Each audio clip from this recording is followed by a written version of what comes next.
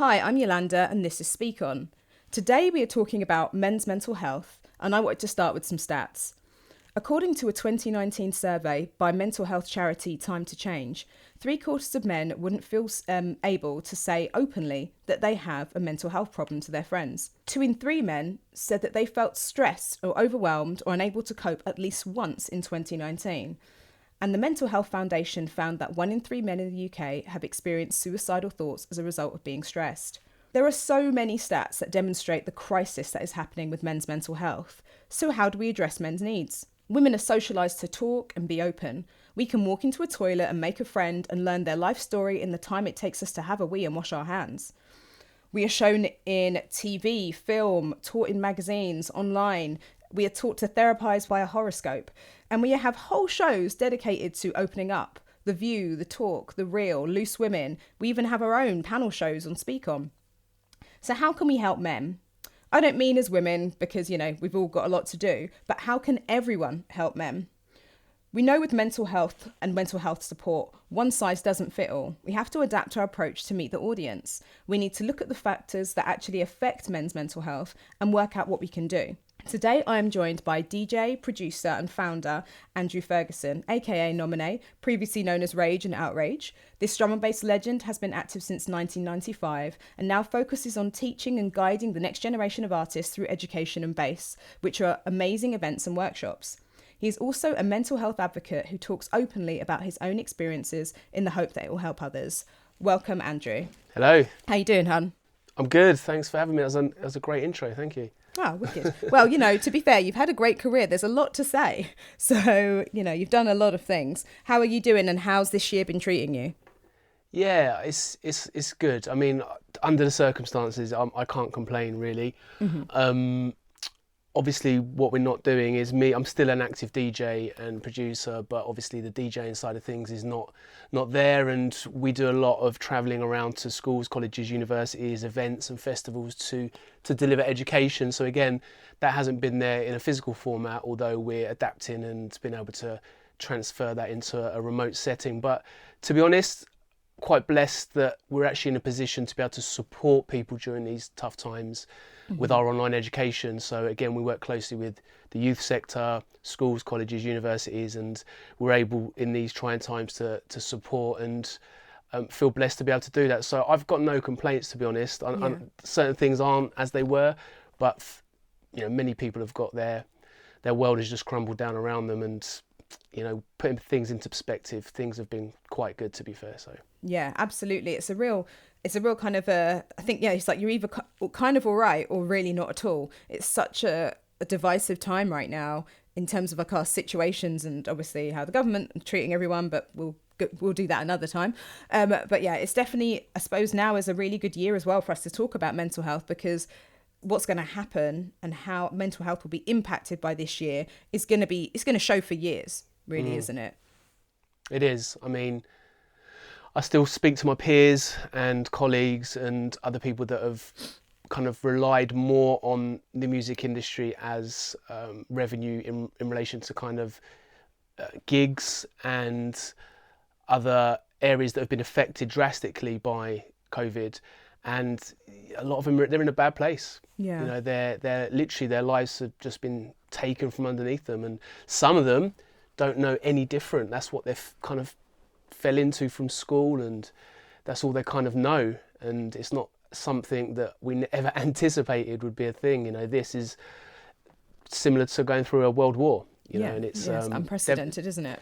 Devastating effects. And yeah, a lot of people I'm speaking to, they're not in the best place mentally, which is a shame. There's no clear signs of when it will end, so that's creating more anxiety and depression for people.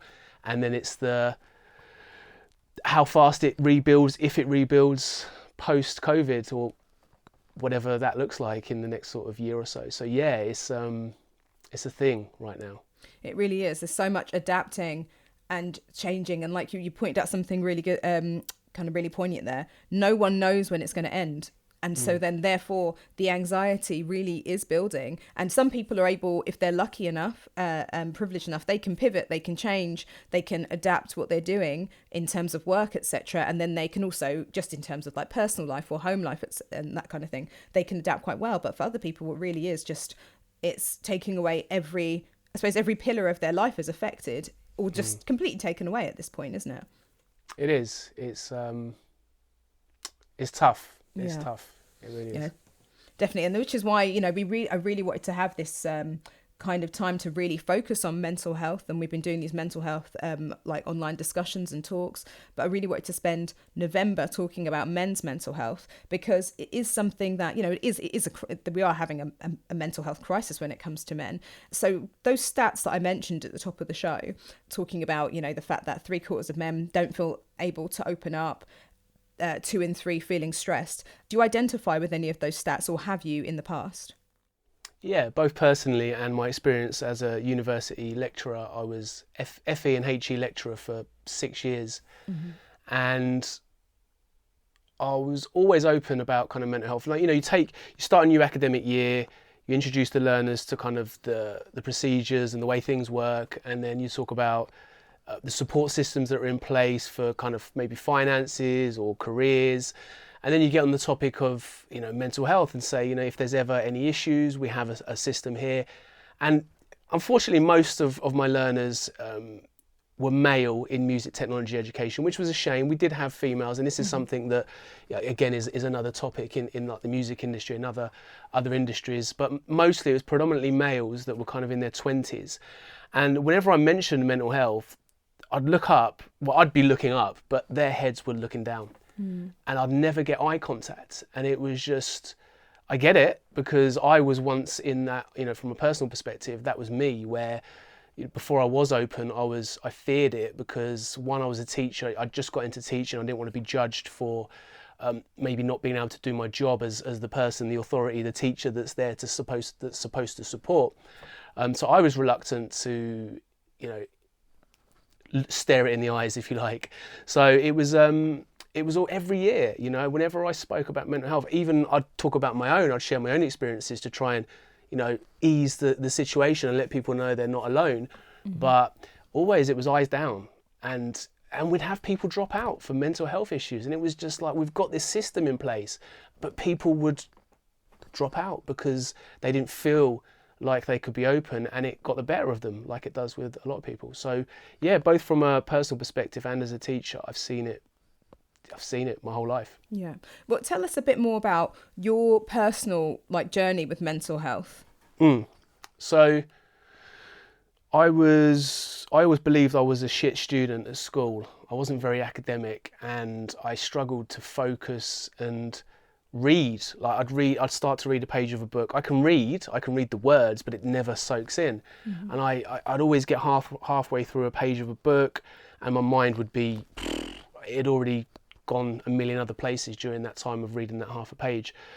I never really got, my parents were like kind of supportive in a sense. Have you done your homework? I would just say yes when I hadn't. They didn't sit me down, and, you know, I think maybe it was a generation thing. I don't know, or, you know, maybe not. But I just remember just blagging that I'd done my homework, trying to find someone to copy from before it was due in at school, and then just wondering why everybody else was seemingly able to kind of tackle these challenges and I couldn't. And, you know, exams, sitting on a table against a clock, which I don't believe is any way to judge somebody's intelligence or skill level. I thought that's rubbish, to be honest. But, you know, I'd always wonder that I'd always knew something wasn't quite right, and I didn't feel stupid.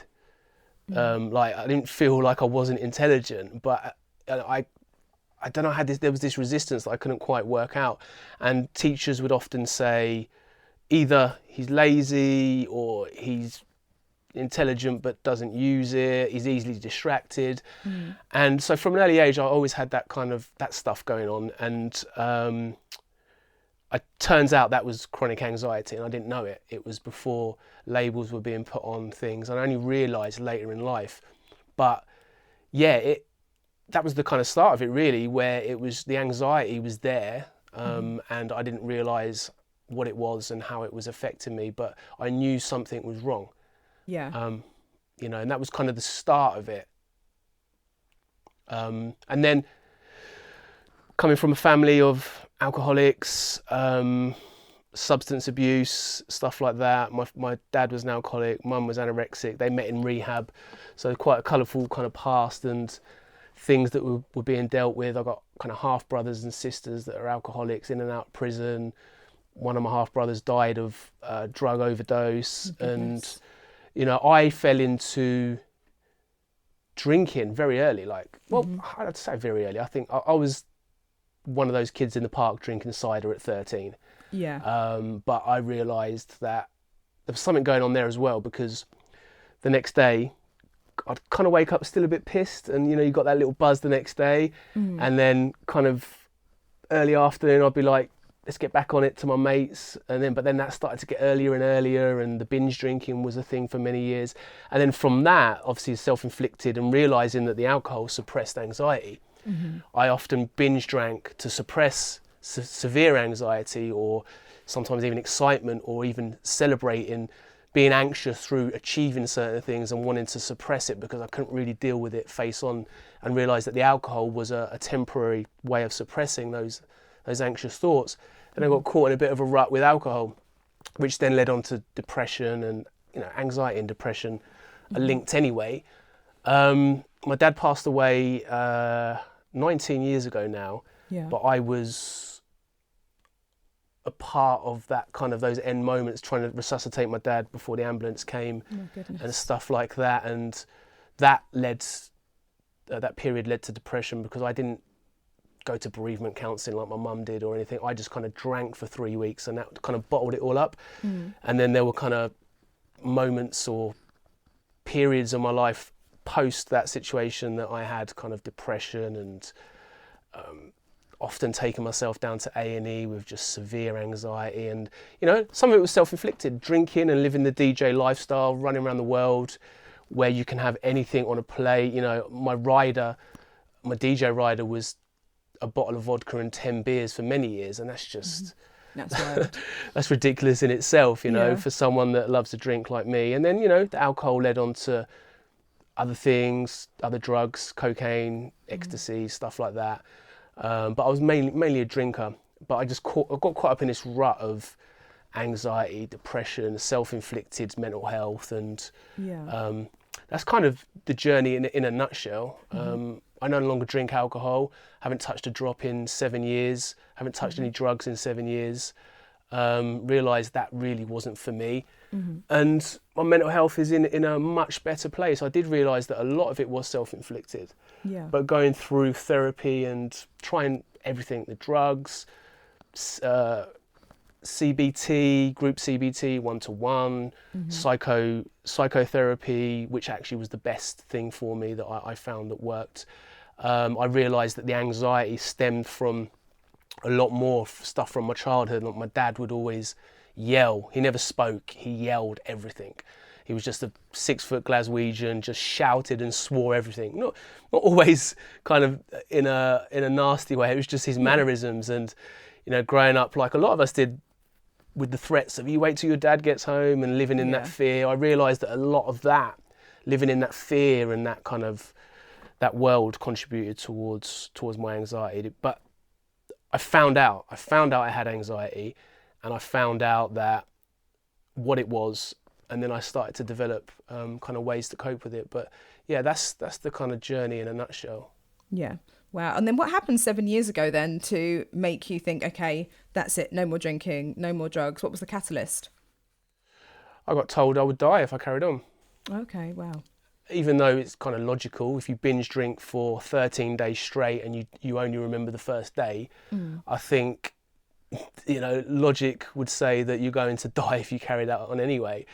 But in the binges just got longer and longer. I would always, again, a lot of people do experience like just going out and partying all weekend. You know, that is a thing with the younger generation and some of the older generation. But for me, it started to get a bit dangerous when it was waking up at 6, 7 a.m. and looking for the next drink straight away. Coming from a family that had daily dependent alcoholism, I was never that, but I felt it was getting quite close to that. And my binges would start off, if I was on tour, just the weekend, coming back, maybe a little drink on a Monday, then it might get into 4, 5, 6 day binges. And the last binge I ever had was 13 days. Wow.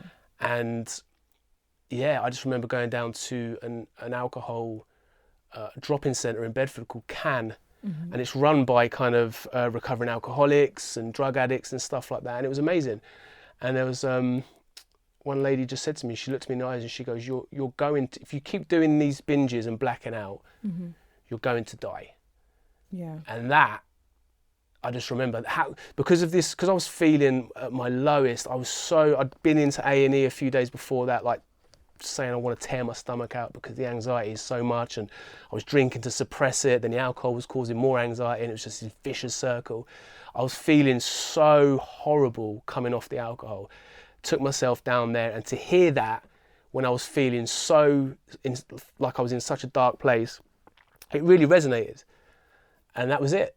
I haven't touched a drop since. I haven't even, if I think about it, it makes my stomach turn. So it's not even like I'm trying not to drink. There's something that clicked then that I just said no more, and I haven't. And that is, a big part of alleviating some of my mental health issues, because I do believe a lot of it is self-inflicted, but then we try and self-medicate and stuff like that, and that's where the vicious circle starts, because anyone that might smoke weed, it makes them feel calm, and it can have, for some people, some positive effects, but then people get caught up in this thing where they need it, and as with alcohol, and then it just becomes this self-medicating, self-treatment sort of situation that can actually do a lot more damage than good. And that's where I was. So just by knocking that stuff on the head, I'm in a much better place. I still suffer every single day from anxiety. It's never going to go away, and I've accepted that, but I do kind of have ways to cope. But yeah. Wow. I mean, my goodness, that whole journey, flipping heck. Like, what sparks you then to start opening up about it? Because I remember, so for like full disclosure, I've known Andrew for a really long time, but I remember when you started sharing like your daily videos on Facebook, and you were just being really open about how you felt and what you were going through and all these kind of things. What sparked you to just kind of say, do you know what, I'm just going to put it all out there and talk about it? Well, being a teacher, I was up there just sharing knowledge anyway. And the 60-second tips, I mean, they're actually responsible for the birth of my company, Education and Base. So I was teaching every day, planning lectures, and feeling like that maybe more people could hear what I had to say, that might value it, rather than just limiting to the amount of students in the classroom. But then, as I said, I'd often talk about mental health in the classroom as a thing. And I remember the first video I did about anxiety, I actually deleted the first take. I'd recorded it on my phone, posted it on Facebook, and then took it down a few seconds after, because I was like, if my colleagues see this, is it gonna jeopardize my job? What are people gonna think? And then I just thought, no, you know what? Fuck it, I'm gonna post it. And it ended up getting 20,000 views. I went into work the next day, my colleagues and had seen it and just said, big up. Some students had seen it, because a lot of them, through choice, decided, found out I was a producer and followed social media and stuff, and obviously they're kind of in the circles as well. And it was just nothing but kind of admiration for the situation, and it then encouraged others to kind of start talking, like my peers that I was teaching with. I know exactly, I resonated with everything you said. As a teacher, it's tough, because teachers, man, like I think 45%, and these were the stats when I was doing my teaching degree, I don't know if it's the same now, 45% leave in the first 3 years never to return.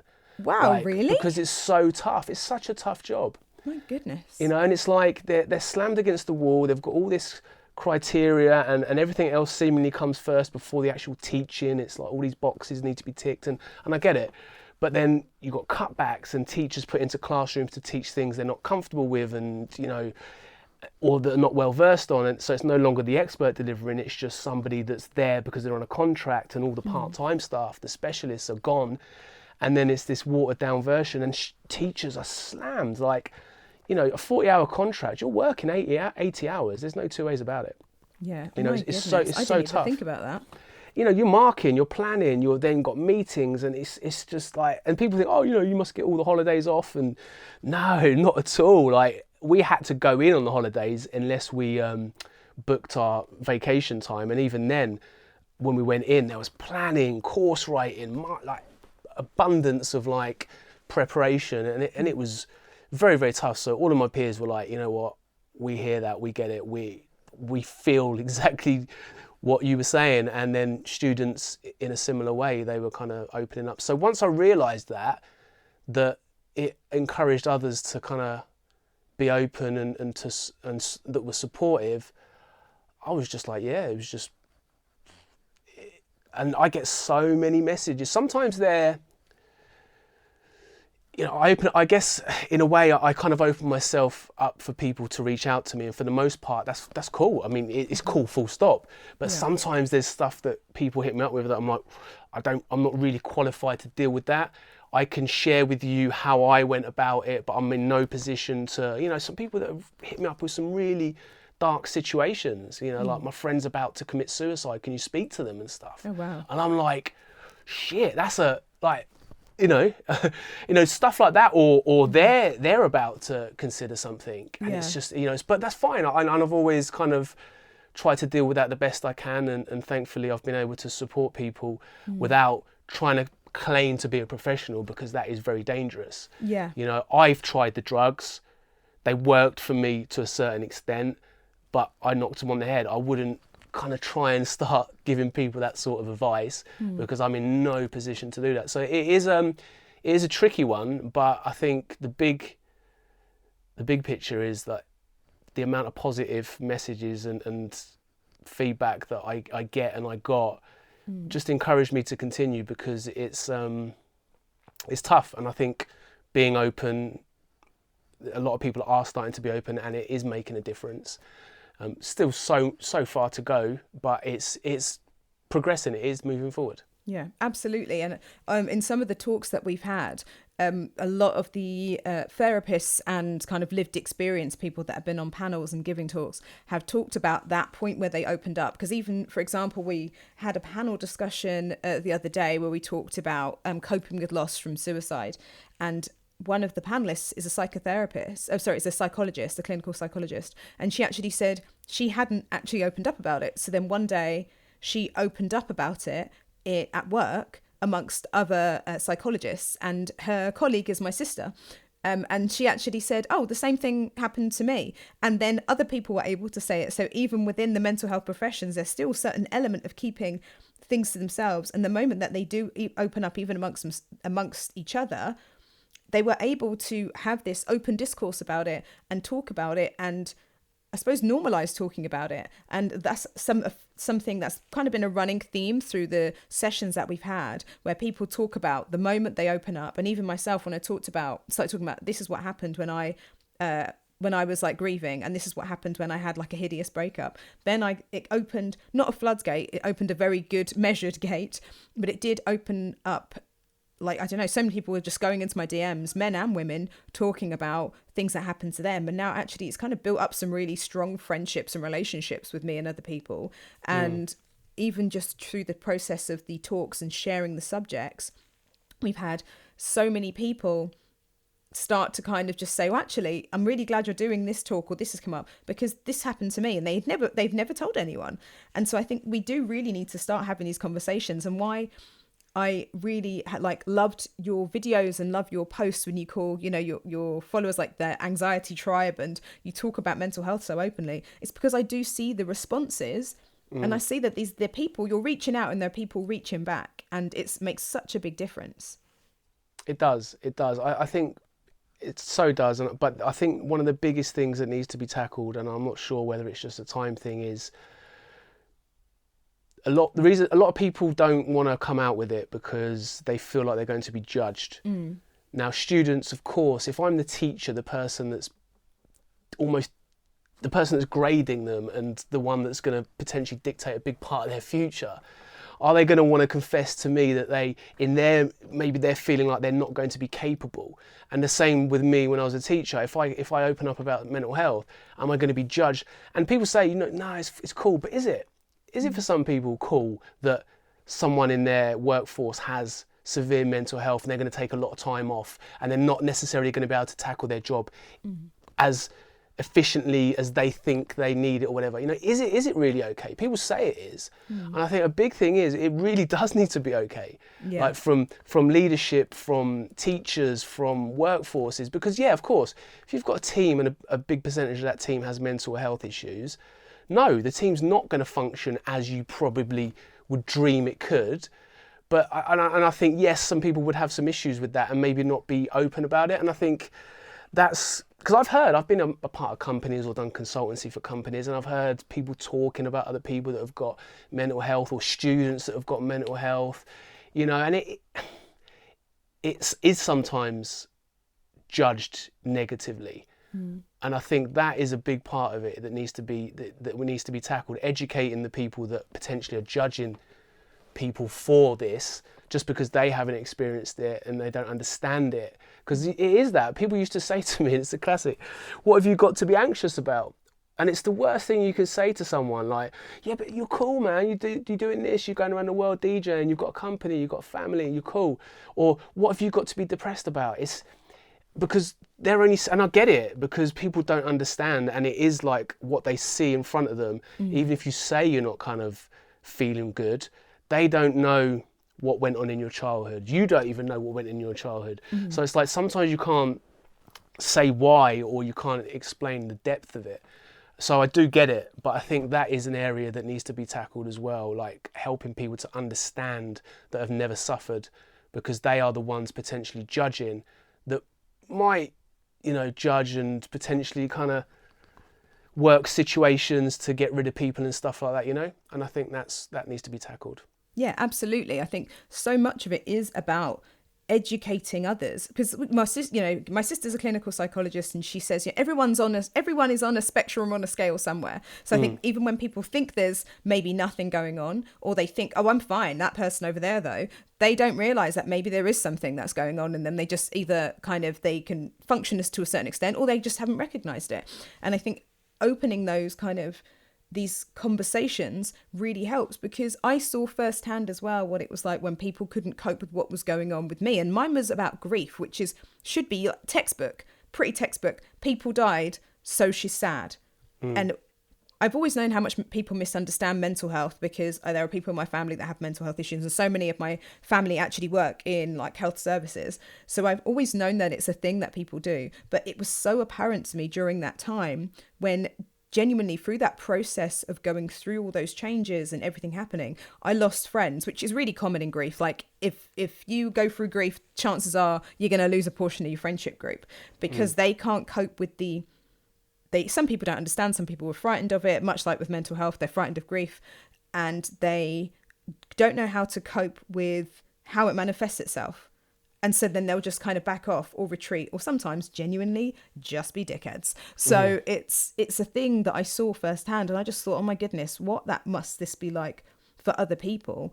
And that definitely sparked me trying to think, okay, I need to understand everything more. I need to be more open, because I felt like I was, but even I wasn't. So it's great to have these conversations, to take people who are really, really narrow-minded about it and are really closed off to it, to kind of bring them into the conversation and realize that people are going to have, lots of people have mental health issues, and we just need to learn what it is and learn how to communicate with each other and kind of be compassionate as well, don't you think?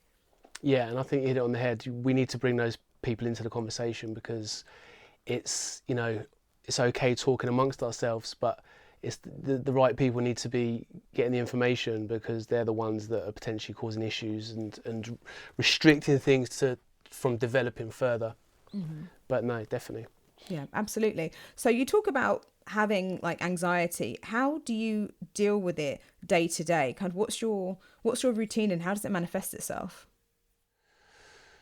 I probably don't deal with it in the best way, to be fair. I mean, I do a lot of exercise, always have done. That's definitely helped me. I mean, I've gone to the gym my whole life in some shape or form, and I don't feel right when I don't. So I'm lucky in a way that I've embedded that into my DNA. It doesn't feel right if I don't work out for a certain amount of time.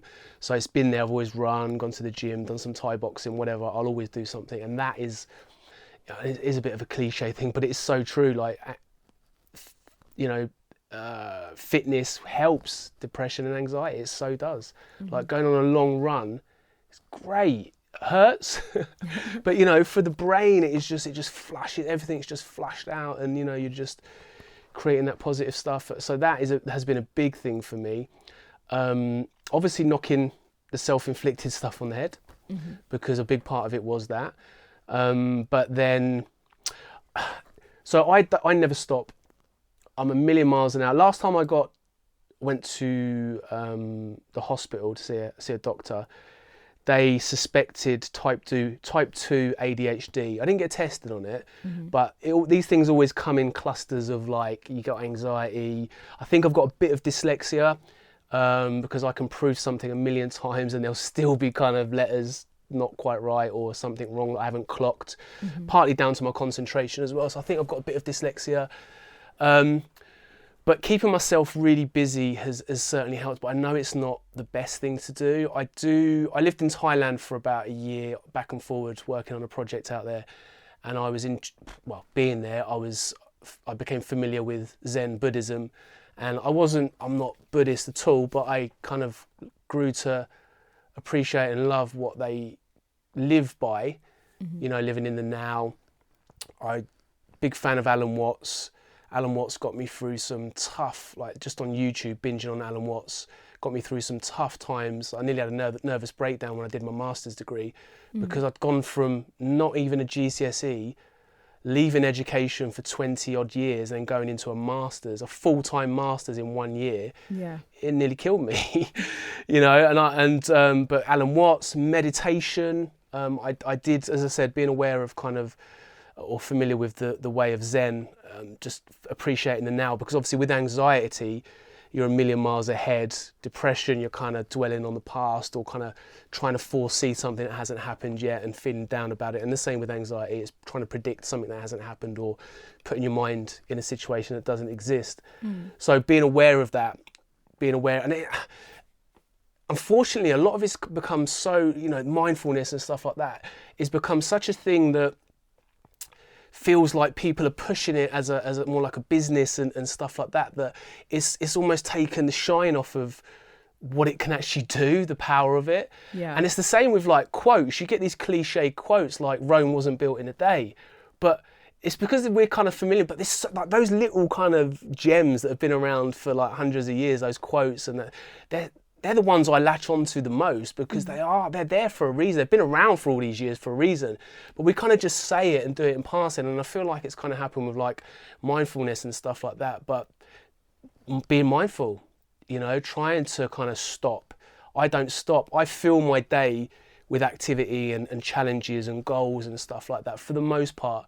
But I've learned where I'd normally do that and drink to switch off. Yeah. If I feel it getting too much, I'll meditate, or I'll force myself to switch. I can't do, I've tried like regular meditation throughout the day. So I'll work because I'm a workaholic and I love it and it makes me happy. So I don't think I should stop that. But I have become aware of when it gets too much and my body's starting to tell me, you know, you're getting a bit run down, you're feeling tired, you're getting ratty. You know, it's time for you to kind of just rein it in, meditate, go for a walk and not run. You don't always have to be running, not Forrest Gump. Yeah. You know, you can walk, it's okay to walk and just look around and stuff like that. So yeah, just being familiar with the way of Zen, Alan Watts, meditation. I go through phases doing more of it, but I'll always kind of be aware of it. You can just go about your day and be meditating, just bringing yourself into the now. And realizing, the biggest one for me is realizing that actually my mental health is a positive. Yeah. Like my anxiety is a positive for me.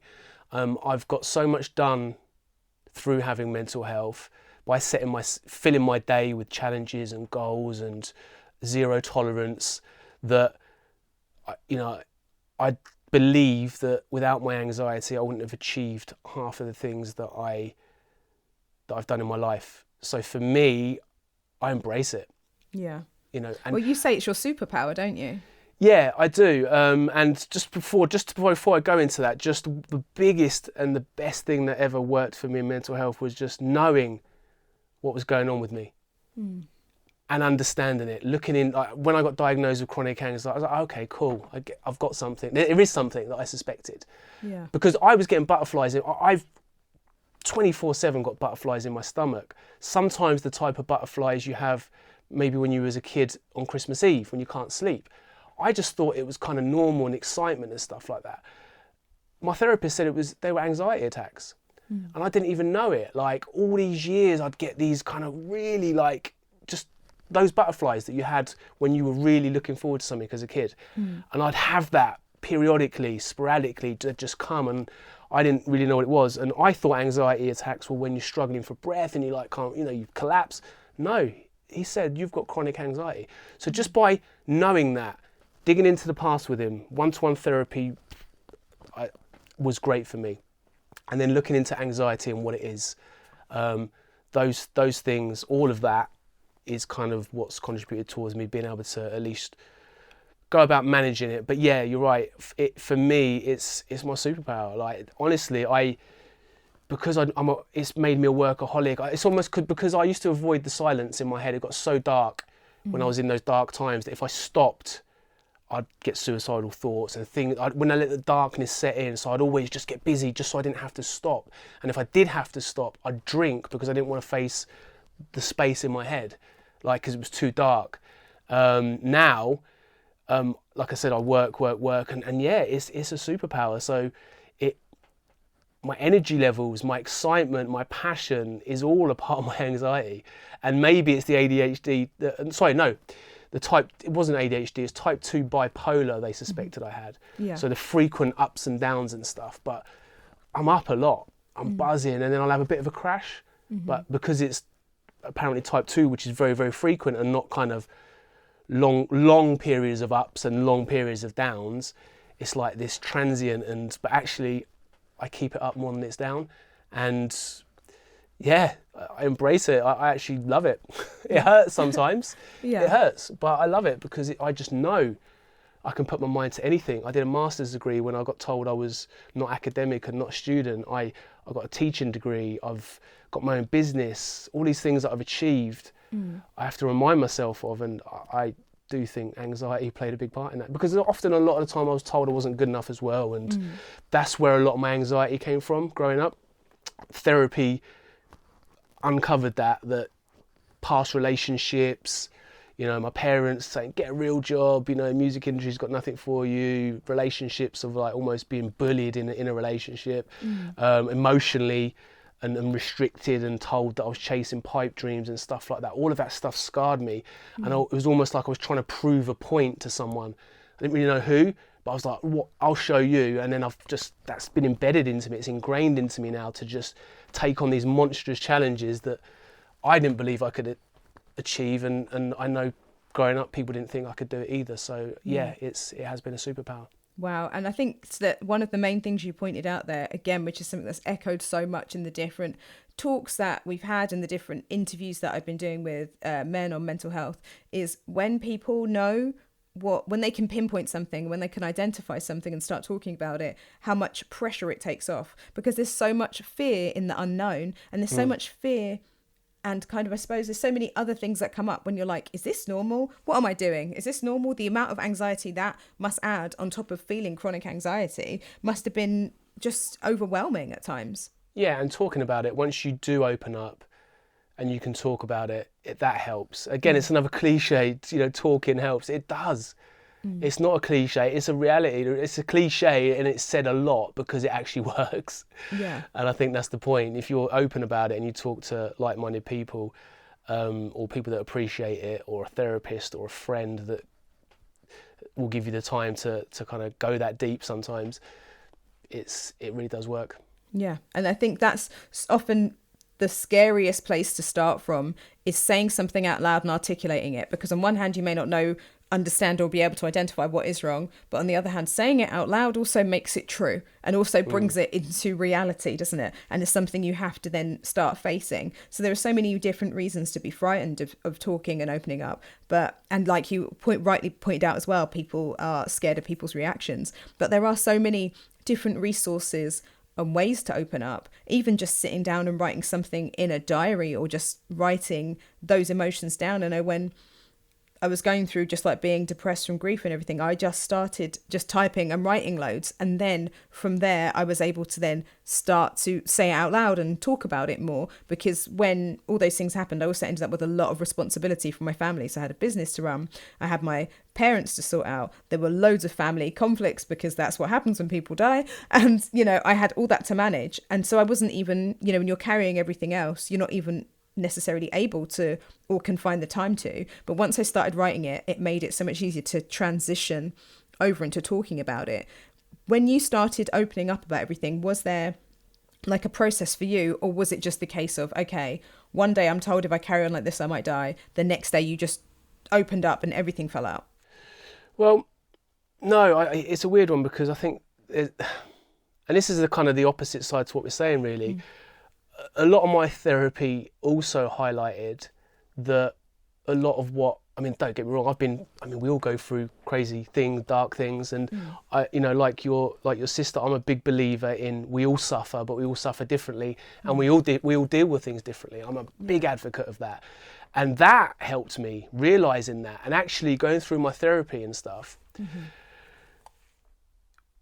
No one told me, but as therapy works and as you talk to people, things come out, and you realise that a lot of what caused my problems are very common.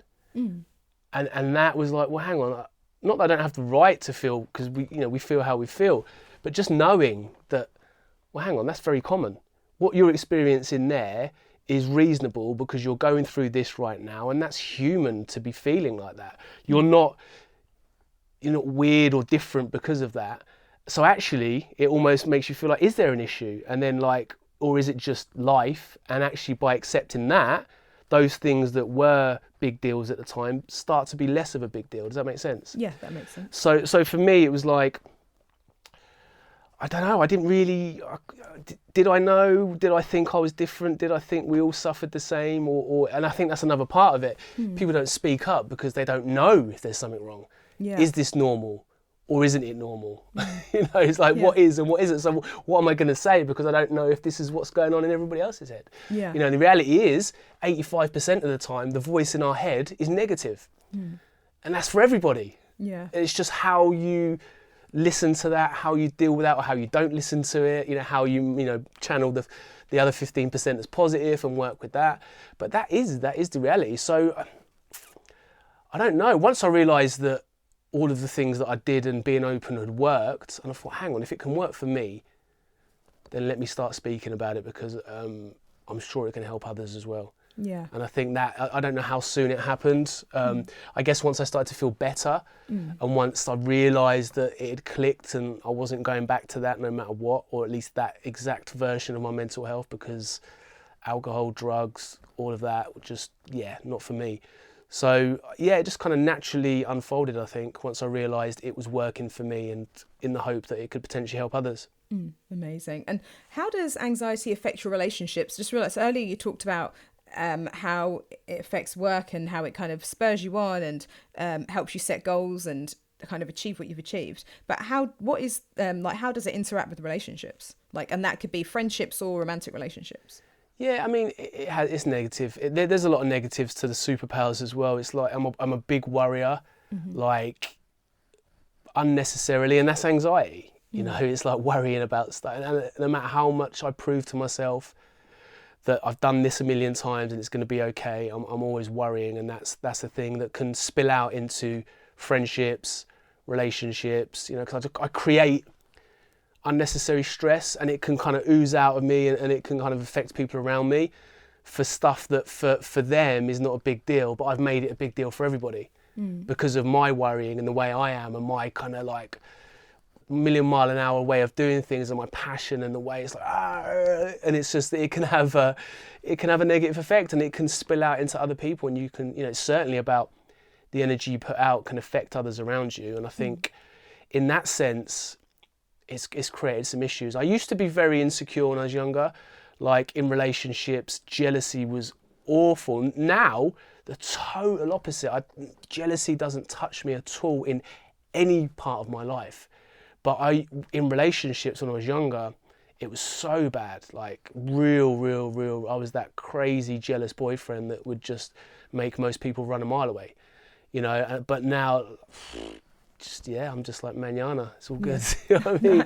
Que sera, it's like, it is what it is type thing. And in most areas of my life, I don't know if that's maturity or just the zen, but it's I think that's the biggest thing. My stressful nature and the worry can create a stressful environment in a family situation or friendships or even business. It can spill out into like, oh no, we've got to do this, and the team's like, no, and it's like, well, no one else is really like that until I kick it off. Yeah. It's like the trickle down effect. Yeah, it's like you've got this nutter headless chicken running around at the top, and everyone else is like doing the same thing. Yeah. So working through music as well, do you find that channeling do you often channel your emotions into what you produce, and does that help? Yeah, and it's a weird one. There's only two situations where anxiety doesn't really touch me. When I'm teaching, it doesn't touch me because my mind is on the teaching and the learning, and it's about the learner and whether I'm delivering things. So the focus is, there's absolutely nothing about me, and it doesn't touch me. I can do a 3-hour session with 40 students, and anxiety doesn't even, I'm just in this tunnel kind of zone of not being able to be touched. And making music. And people say, well, how can you sit for hours on end making music? How do you focus and concentrate if you've got anxiety? But again, it's just the creative process of I'm a big advocate of mind maps. I try spreadsheets and stuff are cool, but when I've got something to just unravel, it goes into a mind map, and I love it because it just takes it out of my head and it unravels things. And that's another tip for anyone that suffers from anxiety or depression, is to just get it out of the head, and that is a big thing. So these mind maps kind of help me, but in a similar way, just being creative, making music. I mean, my music is by nature not the most emotional. It's always very deep, and my drum and bass was quite hard and dark. My Nomine stuff was it was slower, it was deeper, ethnic Eastern influence from spending time over in Thailand and having an appreciation for world music. It kind of trickled into my Nomine music, which Outrage, my drum and bass project, was by nature that, and it reflected me as a person. I was the outrageous one, and that was it, running around outrageously.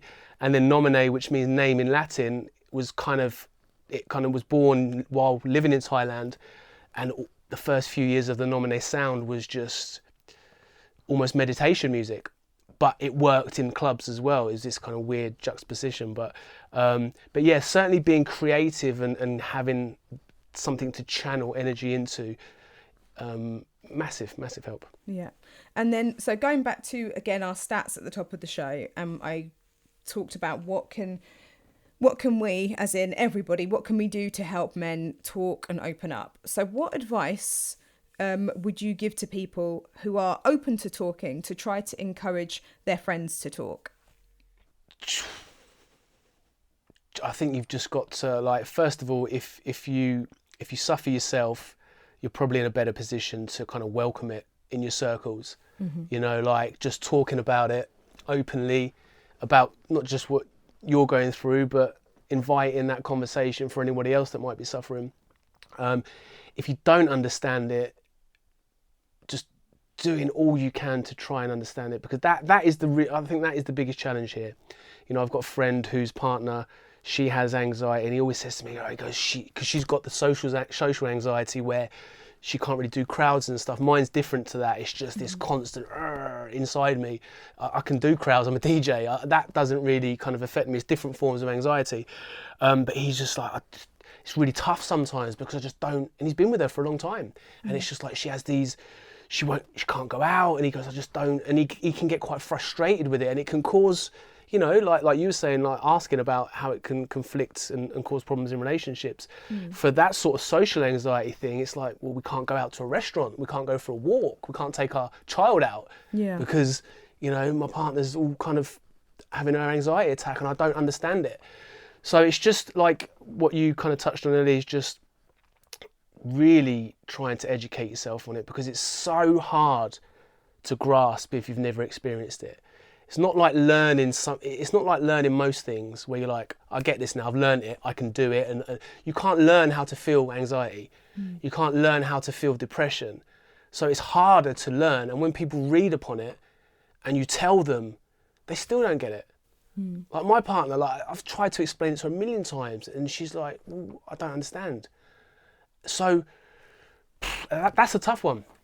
It's almost like, can we just give them a temporary dose of what we're feeling? Just because that's the only, or, you know, maybe, it is really tough, but that's where it lies. So just to sum it up, just welcome it in amongst your circles. And if you're not well educated on it, just speak to as many people that are suffering and do your own homework, because they're the things there that will make a big difference, I think.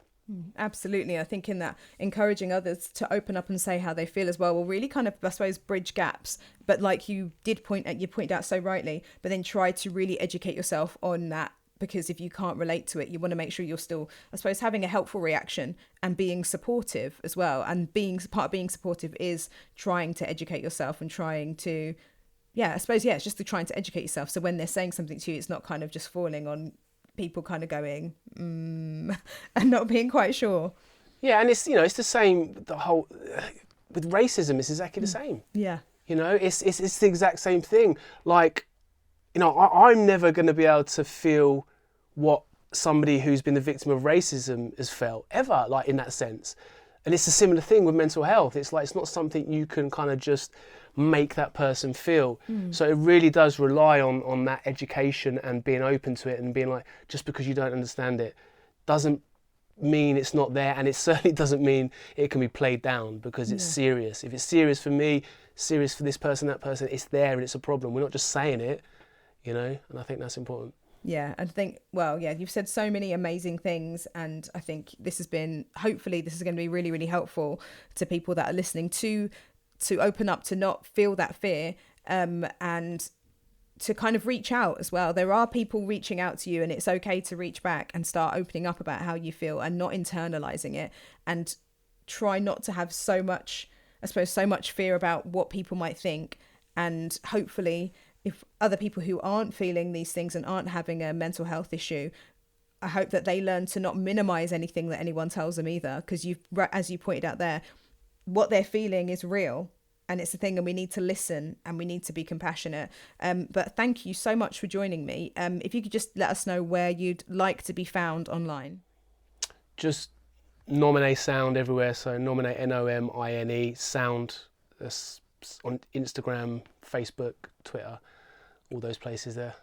Brilliant. Thank you educational so much base, for joining of course. me. And I suppose, have a great rest of 2020, I guess. It's gone. Yeah. It's Christmas. We're talking about Christmas. It's like, what? I can't even. Yeah, crazy. But yeah, thanks for having me, and I'm always up for kind of helping wave the flag for anything like this. So and you know, big up to you for kind of helping get the word out there, because it's important, really important. Oh, thank you so much. Cool. And thank you everyone for listening. Nice one.